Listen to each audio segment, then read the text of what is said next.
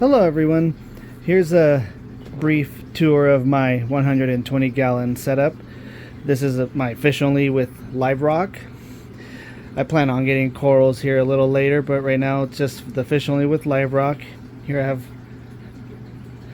my clownfish. He's happily swimming around. I have my blue hippo tang, my Banggai cardinal, my sailfin, and my yellow back there. It's a reef ready 120 gallon setup. I have a couple of power heads in there so that I could have some current towards the bottom of the tank. I have them pointing down.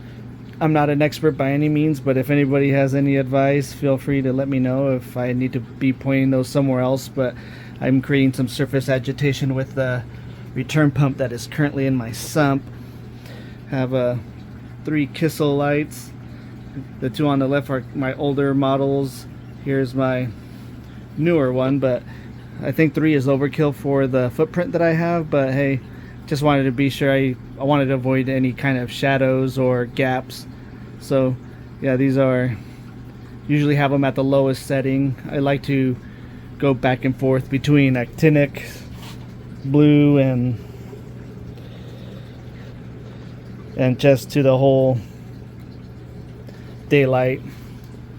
Here's my sump.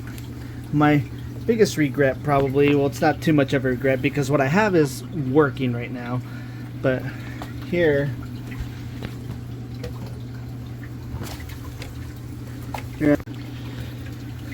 it's the 200 INT Reef Octopus, and here I have a couple of filter socks for the drains, and here in the center I have just a ton of live rock. I have some ceramic media, a few bio balls, and then a couple of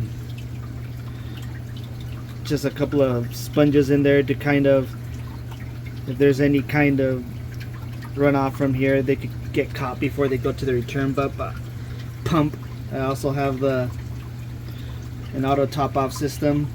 It's pretty cool.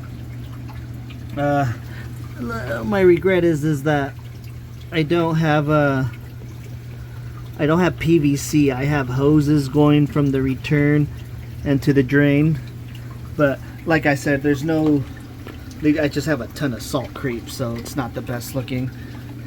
But like I said, what I have has been working for me.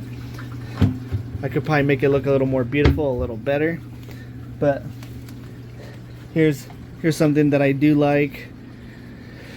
I have 2 55-gallon bins. One is for my RODI unit. I have just one of those bulk reef supply ones. The line goes all the way to a hose faucet down all the way to the other side of my garage. But here I get my pure RODI, and here I have a hose so that I could fill up any kind of buckets that I want if I want to. But then I also have a second one in there. That's where my auto top off automatically fills my tank whenever it's running low. So if I'm going to go on a long trip, I don't really have to worry, because 55 gallons of RODI is plenty of water to keep a tank auto topped off for a long time. And so here I have my saltwater mixing. I use this hose right here to fill this with our RODI. Then I like to use the Red Sea Coral Pro Salt. Now I know that's probably for a lot of people are going to think, yeah, that's probably better if you have corals and whatnot. But I've used reef crystals too, but I realize that the price difference, at least in my area, is not really hugely different than getting one of these guys. So I usually just try to go with the better stuff.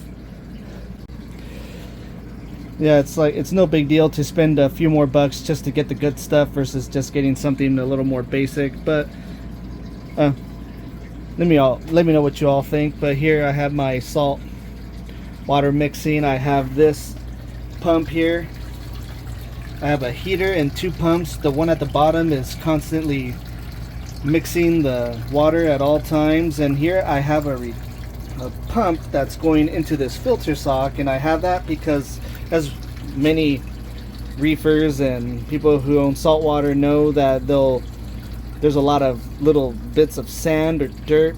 It seems to your freshly produced saltwater, it might have a little tint of brown to it depending on the quality, but this, for the most part, maybe it's not the most perfect, but it takes care of a whole lot of that issue. It kind of filters out all that sand and dirt, and it just lets you have some more pristine looking saltwater.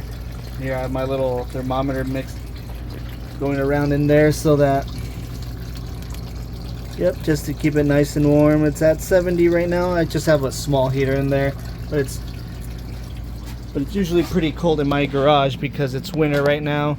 Right now it's a 61 degrees, usually a low of 54. So it's like, why keep this big old beautiful tank here in my garage? Well, because there's no room in my home. But with the heaters that I have under the tank, seems to be focus. It's not focusing, but 77.7 degrees. It usually does a pretty good job of keeping my tank pretty warm, and I haven't had any issues. And here's my stand. This was a awesome gift to add some modifications. It's as you can see, it's a standard stand that came with the tank, but the standard stand is pretty flimsy, so it needed some modifications. Plus I wanted it to be raised. This is awesome. My wife is a most excellent, she loves doing these kind of modifications. She's loves doing the handiwork, so this was a birthday present for me, so she was awesome to do this. But yeah, with these modifications she was able to give it a raise and the support that it needs to support any kind of weight that is expected from a 120 gallon reef tank. Moving on, here's a brief look on how I do water changes. Kind of emptied out my sump area, but here's my saltwater tank. I have a couple of pumps, one to mix and another one to take water out, but here it's really convenient to have your water station right next to your tank, so that way it could really ease how water changes are done. And here's a brief look at how I refill. This is my RODI unit. How it slowly fills, and right now I'm refilling my salt water bin, again putting it through that sock filter. Yep, very nice and convenient to have these right next to each other, and especially right next to the tank.